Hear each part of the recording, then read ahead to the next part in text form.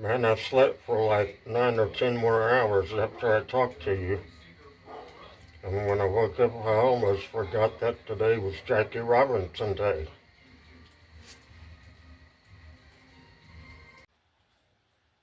Baseball refreshing itself once more with new players. The second lieutenant in the war. His name was Jackie Robinson. April 15, 1947, a moment that forever changed the game. Jackie Robinson cut his sights to the heights of victory. Jackie Robinson didn't just break barriers, he shattered them. With every stolen base, every crack of the bat, and every ounce of courage, he paved the way for generations to come. Today, every player wears 42, not just in tribute, but in honor of the fight that he fought, the door he opened. Because the game we love wouldn't be the same without him. He's a credit to baseball and to America. More than 75 years later, his impact is still felt. His dream is still alive. I'm sure that in the immediate future, things are going to improve a great deal. This is Jackie Robinson Day. His game is our game. Welcome back to Petco Park in San Diego, where that number has been retired for a number of years. And every year, this date represented Jackie Robinson here at Petco Park, and all the way across Major League Baseball, everybody be wearing that number today and tonight. If somebody were to ask me, Don, to throw out one word to describe Jackie Robinson, I think class would come to mind. Absolutely. Through and through. From his college days at UCLA, what he had to go through as a big leaguer, and served in the military, just a class man, a gentleman through and through.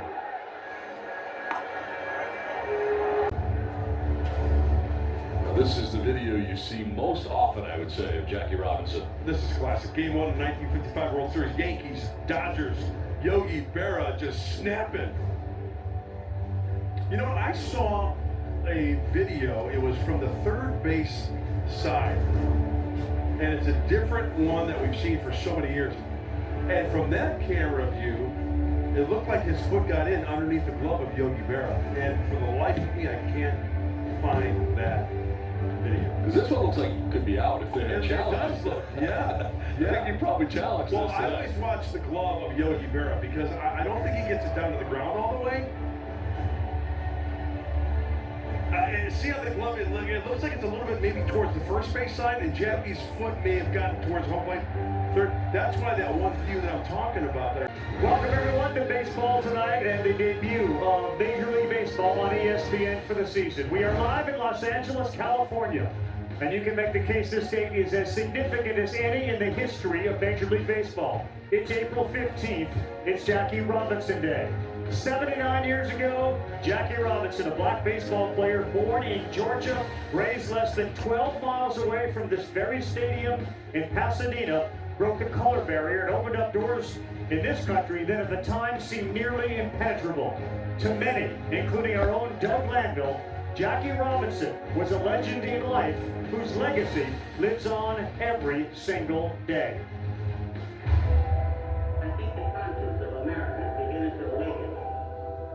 I am not related to him by blood. I did not see him play in person, but he is family. I met Jackie Robinson through a biography I read when I was falling in love with baseball as a young fan. I learned about his pioneering effort to integrate baseball, but I also learned of his civic commitment to equality. I have been moved by the cause that brings so many of you out so that America can be free. Through a chance encounter with his wife, Rachel Robinson, I felt the power of being in the presence of royalty, and that presence never left me. By my first full season in the major leagues, I was chosen to represent one of Robinson's core principles through an after-school program with his daughter Sharon. My story is written because he crossed the line with principle. I think it was a team effort, though. Everybody came to him down right down the line. And then he did everything in his power to erase that line. He realized at an early time life was going to be hard. He was special. He was put in a certain position to rise above and know that it's not just about the game of baseball. That effort made me believe that I could be first too. I could balance an engineering dream with a baseball one, a college degree with a major league career. Jackie had to be everything to change one thing, maybe the hardest thing, the hardened heart of man. He has to be more than just a story shared. He has to be a life lived to sustain. You must do more than just tell it. You relive it, embody it. I'm going to be tremendously more pleased and more proud when I look at that third base coaching line one day and see a black face managing in baseball. He was part of a promise our country was struggling to keep. A dream he hoped was just deferred, not simply denied. There's not an American in this country free, but that every one of us are free. From UCLA to Brooklyn to Washington, D.C., he ran the bases and marched the streets, lighting the way for much more than a life in baseball, but for a life in service to have the greatest impact on others. Now we can all be first, and we can make sure we are never the last. Welcome everyone inside Dodger Stadium. I'm Carl Ravitch. You just heard the voice of Doug Glanville. Delighted to be joined by Mookie Betts, of course, Eduardo Perez, and Tim Kirkshin. We'll get Doug's thoughts on the piece that he wrote so eloquently. Welcome to the program. We'll get to your health in a moment, but the significance of wearing 42 and this day to Mookie Betts means what? I mean, everything. Obviously, we know we wouldn't be here without him. And just really learning about all that he went through, and not even just baseball, but just everyday life, the businesses, you know, the civil rights, all these things that he kind of did.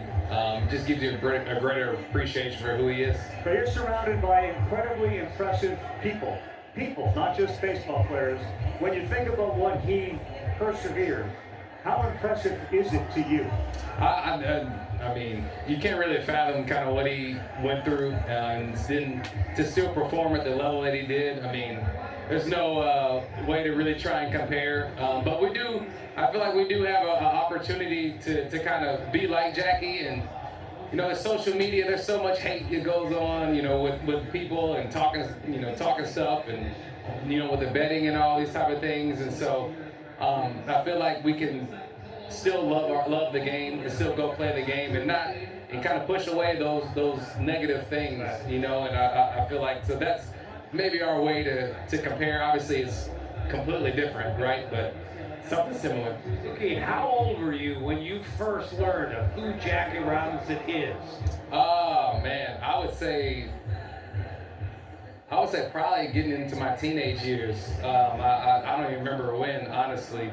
But you hear the name Jackie, you kind of, you know, but you don't really know who it is and know his significance. I really didn't learn his full significance until I really became a Dodger. You know, even, you know, you hear, you know, play on Jackie Robinson Day, but when you're on the other side of the country, you know, Jackie Robinson may not have the same meaning as he does if you're a Dodger. And so when I became a Dodger, I really got to know who he was, get to know his family, and beyond baseball. Mookie, do you think about like how you want to take those lessons and pass it on, like in your family as a parent? I mean, what are you sharing about Jackie's story? No, I don't know yet, man. It's so hard because you know,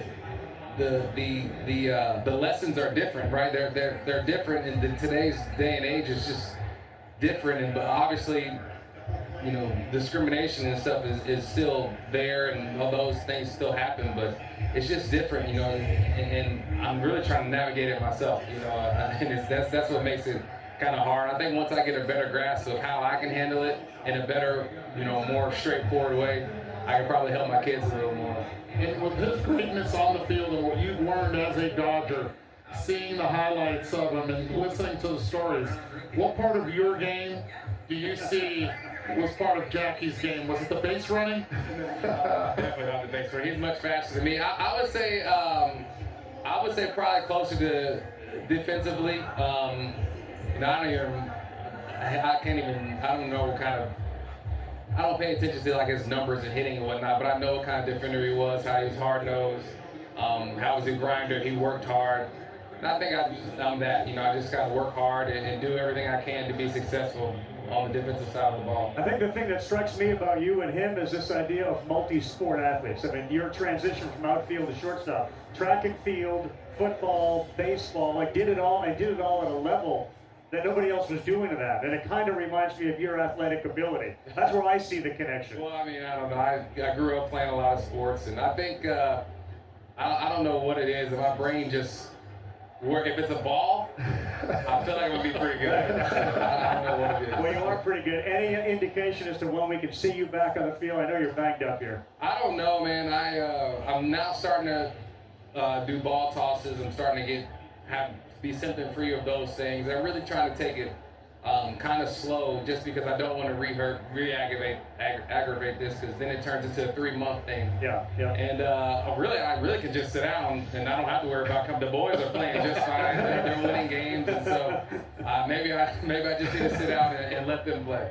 Hey, what a way to start the show. Jackie was a legend. He was a leader, a motivator. You're that way for your generation. Thank you, sir. We appreciate you being here. Yes, sir. That's Mookie Betts. As we are beginning our program here, baseball tonight, with one of the current game's greats. And you see 42 in every baseball stadium. It is all over the ballpark tonight. And it will be a theme of our broadcast tonight. And with that, I send it up to my buddy Joe Buck, along with Oral and with Ron Darling.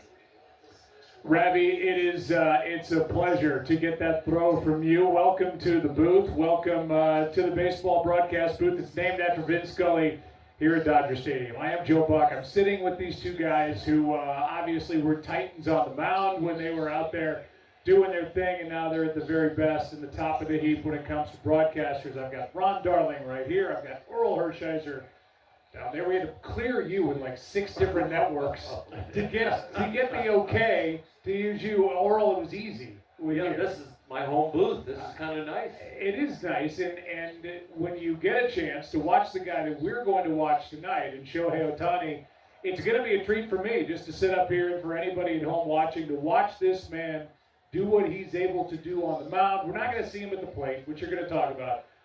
But what should we expect with him on the mound tonight? Well, it's a one-of-a-kind night because of Jackie Robinson night, and you got Shohei Ohtani on the mound only. So there have been 7 games that he has not been in the lineup for the Dodgers. The Dodgers are 5-2. But when you talk about Shohei and what he brings to the Dodgers, he is the face of the Dodgers. He is the face of baseball. And what he'll do on the mound tonight will be so focused, because he is thinking about being the first Japanese-born pitcher to win a Cy Young, and he is very focused on that. And Dave Roberts is protecting him a little bit tonight because he got hit the other day on the shoulder, and he thinks, let's do one thing. But you can see he's able to do both. With 48 straight games he's been on base. That probably won't be extended tonight, but it won't stop. And then the consecutive scoreless inning streak without an earned run. It doesn't say much about you and I that a day off for Ohtani is starting a game. That's right. Meanwhile, I know you are not at all impressed by the scoreless streak. I would be over here. Google it. Humbly in the corner. Google it. 59 straight for that man on the far end. And you, buddy, what's going on with your Mets, man? Nobody is hitting on this team. You know, they lost Juan Soto to that bad calf, and you can tell how important he is to this team. But President of Baseball Ops, David Stearns, he kind of redacted a lot of the roster. A lot of really important, likable, fan-friendly guys are no longer here. Why? Because he wanted to just try something new. And a lot of the new guys that he's gotten, who are all great players. Polanco's hurt with bursitis. He's gotten off to a slow start. Simeon had a rough year last year in Texas. He's gotten off to a slow start. Bichette's been pretty good, and Lindor last night with a home run in his first RBI. So maybe they're turning it around. Listen, all teams go through this stretch during the course of the year, but it's New York. You don't want to do it in April. And to highlight where they've been, I mean, that was a team that was in the NLCS a couple of games away from going to the World Series, and now they have that bad second half last year. They're off to this start, so it compounds what happens and what happened in the back end of last year. Think about it this way, okay? Every team in baseball wants to be the Dodgers. They want their organization to mirror what the Dodgers can do, especially Steve Cohen and the Mets. So since 2019, that was Pete's first year, kind of their core group, The Mets have played in 16 postseason games. The Dodgers have played in 75. They got a long way to go. All right, well, we are going to have some fun here tonight. We will watch this matchup of the Dodgers and the Mets. Dodgers going for the sweep right now. We will send it back down to the studio. Carl, guys, back to you. All right, Joe. Guys, thank you very much. 13-4 start for the Los Angeles Dodgers, one of the best ever for a defending World Series champion. Joined now by the very well-dressed, Bob Kendrick, who is president of the Negro Leagues Museum. Fascinating, we had Mookie Betts here, and you get the sense that Mookie every day is still learning about Jackie Robinson. Do you, who know so much about him, find yourself still learning about him, and if so, what? Well, and still learning every single day, not only about Jackie, but also the other unsung heroes of the Negro Leagues. And this has been a job that I've been involved with. I've been president of the museum since 2011, but my affiliation with the organization began, it's hard to believe, 33 years ago. And I'm still learning because the history is so fascinating. And so every day I'm inspired and want to learn something new and get to impart that to others. So that's what's so exciting about the work that we do. Impossible question, but is there something that stands out to you every day, that resonates to you every day, that you impart to somebody about Jackie? Well, I think the thing that strikes me the most is just how courageous he was. Because I'm not sure we're able to really comprehend just how courageous this man was. Because what he did was so profound, and he could not fail. And that's what I remind folks. If he fails, there will be no second guy. But also if he fails, an entire race of people would have failed. That's an enormous amount of weight for any one man to have to carry in a game, as we always talk about, that is predicated on failure. No question. Yeah, and he can't fail. What does it mean to you to play this game at Dodger Stadium and everyone's wearing number 42? It never gets old. It was one of the greatest things that I think baseball has ever done when they retired the number, and then to start to play this game every year where the attention is squarely on Jackie Robinson. And I'm inspired every year. But being here at Dodger Stadium, having both the Mets and Dodgers in this game, it just hits a little differently.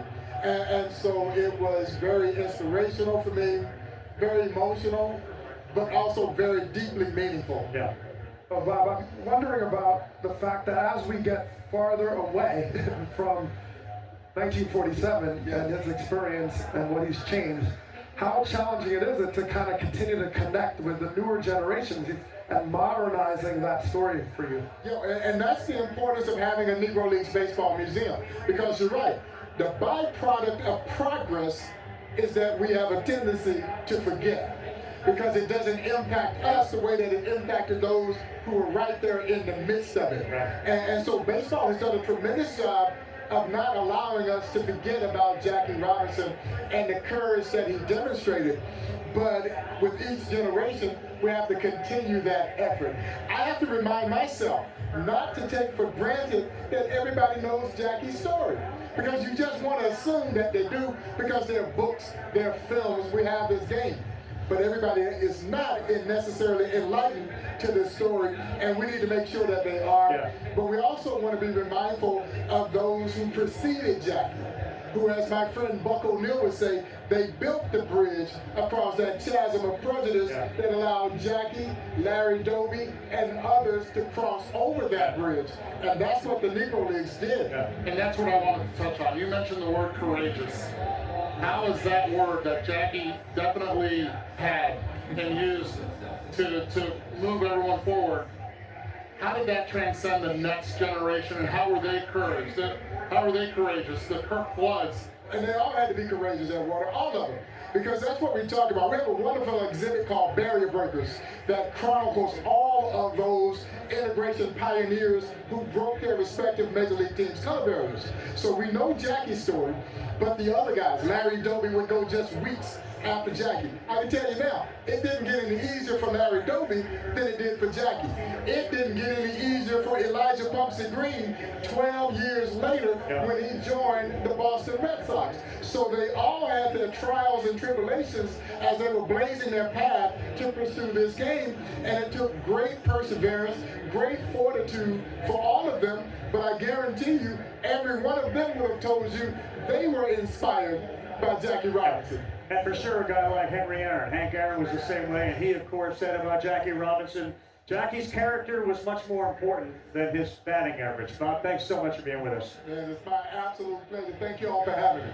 We certainly appreciate Bob Kendrick joining us here, where you can see the blue skies behind us and that big scoreboard out there. We are in Dodger Stadium. We're celebrating Jackie Robinson Day, where tonight it'll be the Dodgers and the New York Mets. Of course, Jackie played his games in Brooklyn, New York, never played a game here in Los Angeles. A good look at all the things that Jackie did over his young life.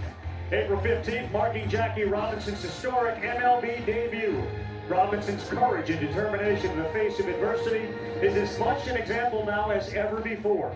Join baseball in commemorating Jackie Robinson Day and visit MLBtogether.com/42 to learn more. Stay with us. We'll be joined by Dave Roberts and continue from Dodger Stadium.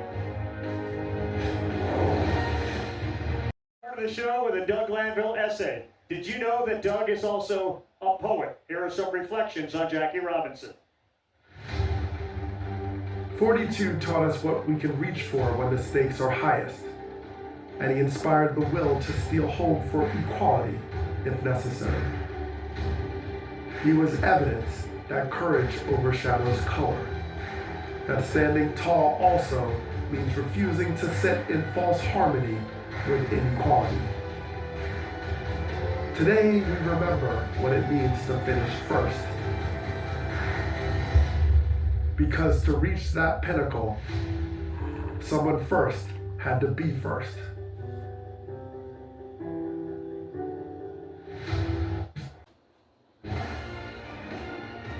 Well, we're here. Dodgers and Mets coming up in about 25 minutes or so. Rays, Red Sox, Cardinals, Padres are next ESPN Major League games. That's Thursday, May 7th. Fenway Park and, of course, San Diego, California, two incredible destinations. And we're with a guy that was associated with both of those franchises, actually. Played for the Padres, played for the Red Sox, now manages the Dodgers, and that, of course, is the great Dave Roberts. Thanks very much for being with us. All right, UCLA Bruin, you wore the 42 when you played for the Padres. You are here, Jackie Robinson Stadium, UCLA. What does Jackie Robinson mean to you personally? You know what, Ravi, I've got a relationship with Rachel, with Sharon, with David Robinson, and Don Newcomb, the late Don Newcomb, was a mentor, a good friend of mine who played with Jackie, room with Jackie. So I got a lot of great context and memories, and I think for me it's, God, what's the word to describe? Obviously, passion, desire. We've heard courage a lot. Courage. I think for me, Ravi and guys, I think I had an opportunity to speak to the guys earlier, the Mets and the Dodgers before at the stadium. And it's amazing is that we all look here right now and this diverse group at this desk right now and seeing what Jackie did and the result of the diversity. And you see the New York Mets, the Los Angeles Dodgers, two of the most diverse cities in the world. Yes. And our two teams represent diversity to the nth degree, right? And I think for me, it's just Jackie gave up so much, sacrificed so much, rocks thrown at him, his teammates hating him, coaches, managers, fans, but sacrificed all that to still play the game that he loved. And my question is to the guys is, would you sacrifice all that comes with doing what you love like Jackie did? What do you think the answer was? You know what? I know what you hope it was. You hope. But the thing is, though, is that when somebody looks in the mirror, when you take on all that scrutiny, would you do what you love to do? And that's a deep-rooted question. Yeah. But the people that knew him well, and one example is Curt Flood, knew him well. He also sacrificed a lot. And Jackie was there for him and was able to stand hand in hand with him. So the people that didn't know him, I do believe that they would have and they did. And I think it has transcended all these years to be able to do what you do. In his last speech, the last thing he said at Riverfront Stadium in 1972 was, And Doug, correct me if I'm wrong here, but it was one day I would love to see a black face managing a major league team, and you represent that as well. How does that make you feel? That's goosebumps. That's goosebumps right there, and that's something that I'd never imagined that I would be mentioned in the same breath as Jackie Robinson, and you guys know me intimately and really well, and you know, there's just people that, you know, Branch Rickey picked that one person to have the weight, the burden of all these people of color, and it was on his shoulders to endure all that and to pass that torch, to give people an opportunity. And in a small, you know, in my mind, I want to keep that torch burning in his honor. And that's something in front of mine every day. Doc, you are a great base runner. When you watch on film clips that guy run the bases, what do you see? I see, you know what, Maury Wills used to tell me, he's like, DR, when you get at bat, and when you get on first base, I want everyone at Dodger Stadium to watch you at first base. And then so when you see Jackie, when you see him dancing, and it's like everyone wants to watch Jackie. So I remember on Jackie Robinson Day, I pull up my pants, have the 42, and I'm like trying to put my hands there and jockey with the pitcher and thinking I was Jackie Robinson. So, man, the dude just played with such passion, such love, and channeled all of that kind of whatever he had bottled up into enthusiasm playing the game that we all love. It was a locomotive when he ran. I mean, a locomotive when he ran. So, Doc, I want to talk about, like, you've seen now generations of players, right? You played, and now as a manager, with all your tenure now, how do you keep that story relevant to each generation of players now that you're seeing? You know what? I will say that the players aren't as educated and do their own work as much as we did when we were coming up, and I think that's just the world right now. So it puts it on us to continue to tell the stories, because I'll say this, is that when you do share stories about Jackie Robinson, what he had to go through, they're all ears. Yeah. And I think for me, it's like when you talk about how the game was, doing things the right way, you know, giving a hard 90, you know, every pitch is important. You know, that's how the game was intended to be played, and that's what we talk about in our clubhouse every day. Well, your buddy Bob Kendrick made the point, the further you get away from 1947, you tend to kind of forget a little bit about those things, which is why this generation was so interested in learning about it. And lastly, we discussed this on a walk this morning with Buster Olney. He didn't just open the door for black players, he opened the door for Latinos. He opened the door for Japanese players to come over here. And you got a guy on the mound that transcends the whole game. And yet tonight, people that are going to watch the game wonder, so why is he pitching only? Well, what is that decision? Yeah, that was like, he took a ball in his shoulder the other night, and so for me, talking to the Mark Pryor and then the training staff, it was like, okay, what's going to give Shohei the best chance to get through this outing?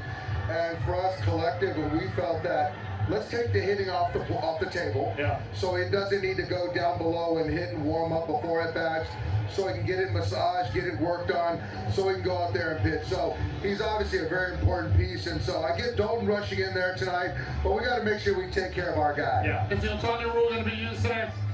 I think you got a better chance taking it into that than Antonio.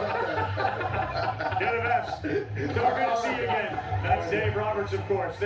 Ohtani will be on the mound tonight. That game is coming up in just about 15 minutes as we continue on baseball tonight. Much more on Ohtani, on the Dodgers, on the Mets. The MLB app's got you covered all season long in personalized highlights and push notifications just for you. Download the MLB app. It's the #1 app for live baseball.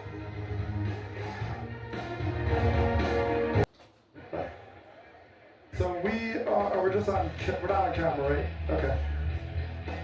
Well, the New York Mets have struggled. We all know they had a long losing streak. The offense is different. You heard Ron Darling talk about it earlier in the program, how they kind of changed the look of the team. When you look at the lineup, you see Lindor hitting sub-200. Bichette has struggled out of the gate. Tim, I'll start with you. You were here yesterday. You spoke to the teams. What concerns the Mets the most? Well, they have some injuries. When you're without Juan Soto, you don't have much of a chance to be a really good offensive club. They also have a lot of new guys playing different positions, and it just takes a while to assimilate everyone and get them together. They went 20 straight innings without scoring a run. They're way better than that, but they got to get going. And the big question early in the year was, who was going to produce from the 5 to 9 hole? Yep. They haven't had that production. They need consistent production from the bottom of the order to take the pressure off the guys at the top, and especially overexposed now without Juan Soto in that lineup. Meantime, this 13-4 start for the Dodgers is historically significant relative to other defending World Series champions. They go for a three-peat. Is there an aspect about them that you like more than maybe last year's team? Well, it's just the fact that the Dodgers are showing they still have the versatility around their offense. I mean, and they have had injuries as well. You talk about middle infield, these question marks that they've had. But once again, when you add pieces like Kyle Tucker, when you add pieces that are in the roles where they're at their best, like Tucker didn't have that, have to carry the whole offense. Now he's in a situation where he can just sort of flow through and have all these superstars around him. And they match up well, lefties, righties, it doesn't really matter.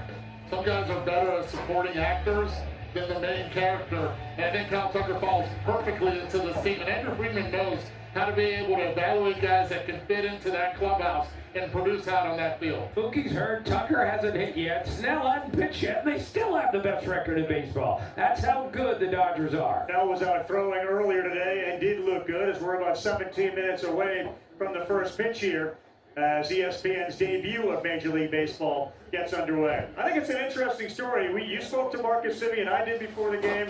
How sort of interested he is in this. They're homeschooling their 5 kids. They read them Jackie Robinson books, the older ones, almost daily, he said. Right, because he told me that's what his parents and his grandparents did to him when he was 8 years old. So he's doing the same thing with his children. What a great idea.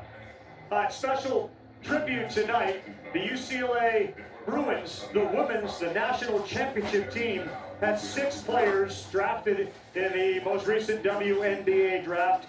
They will be out to throw out a ceremonial first pitch, including Lauren Betts, who is a superstar of the team, Kiki Rice, Angela Dugalich as well.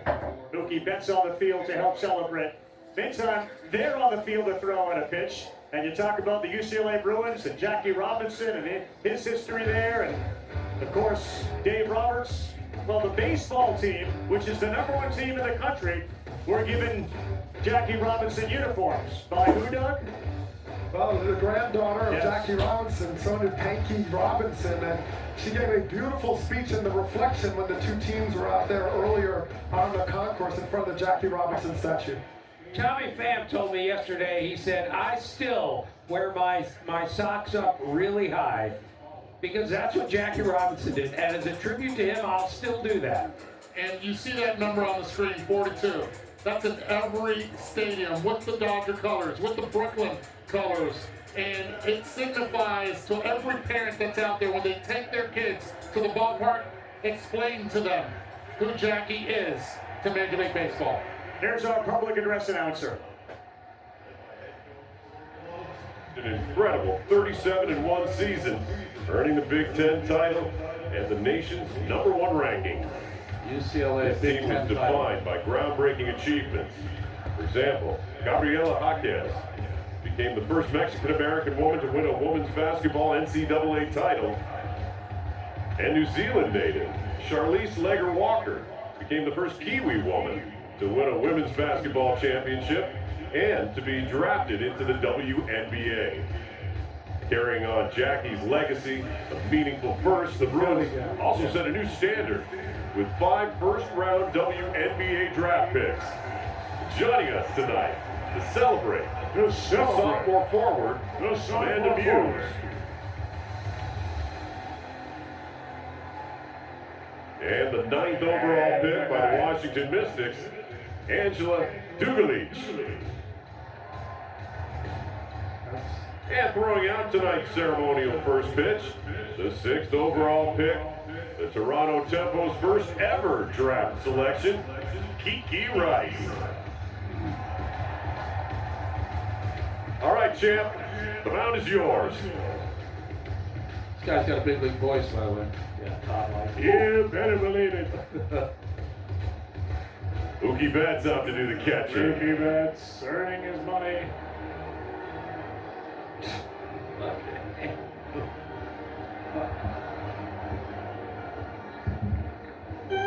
Great pitch, Kiki. Congrats to this inspiring team from UCLA. Thank you for joining us tonight. We hope you enjoy the game. Good luck in the WNBA.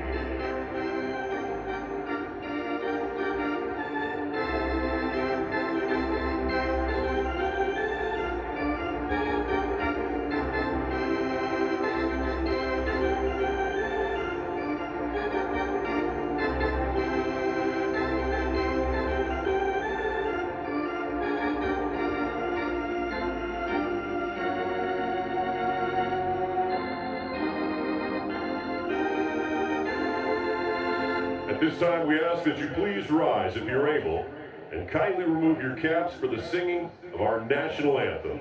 Performed tonight by Grammy Award-winning singer, songwriter, and producer, born and raised right here in Los Angeles. Accompanied by Dodger organist Dieter Rule. Please welcome Eric Bellinger.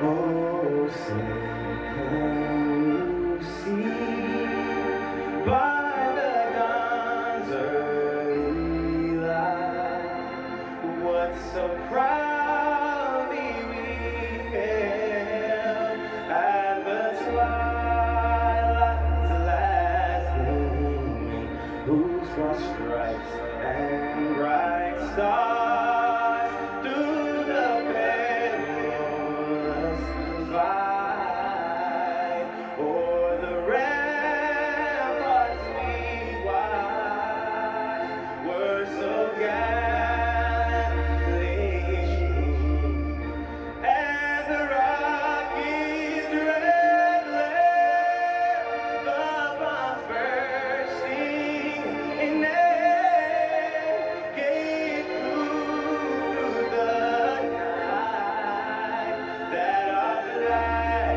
was still there.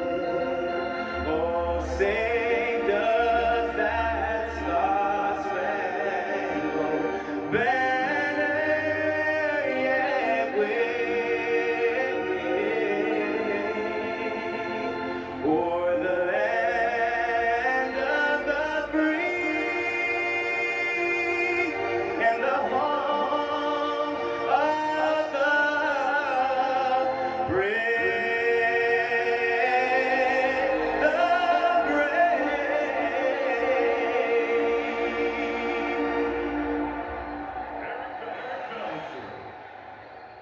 So the story goes, the former president of the National League, Leonard Coleman, was driving across a bridge one day and had this epiphany to say, you know what, we're going to retire the number 42 around Major League Baseball. And they had to kind of get clearance from the commissioner, Bud Selig, who signed off on it. And of course, Rachel Robinson, who was a little concerned this might not be the best idea because people like Mo Vaughn and Rivera were still wearing the number. They ultimately got on board and realized this is the greatest thing to help the legacy of Jackie Robinson and make sure when you see the number on every uniform and in every ballpark, you always remember. You know, Jackie Robinson is a North Star. You know, you think about what he went through to kind of give the course, but yet he had no map, he had no GPS, he had no way to figure out how to do this. He just had to chart it. Yeah. And it's up to us, really, if we want to follow and understand it's more than baseball, the example that he set.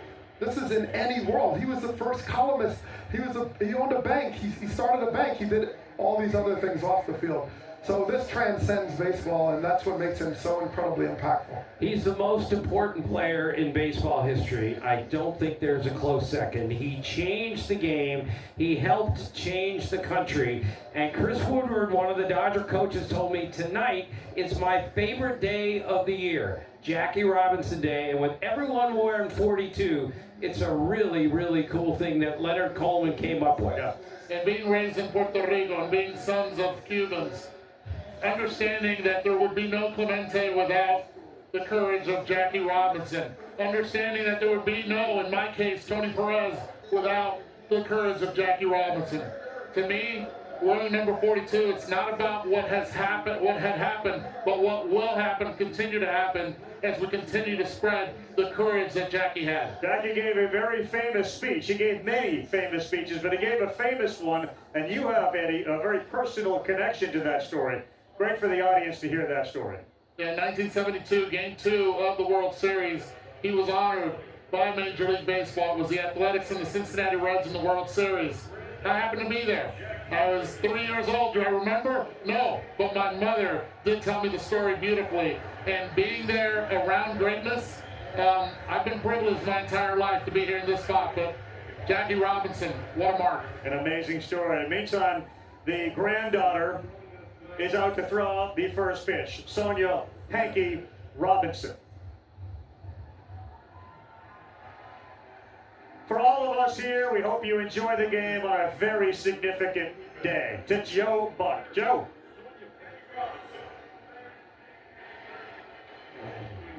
The Robinson legacy. Robinson Day. I'm Joe Buck. This is Ron Darling. That is Oral Hershiser.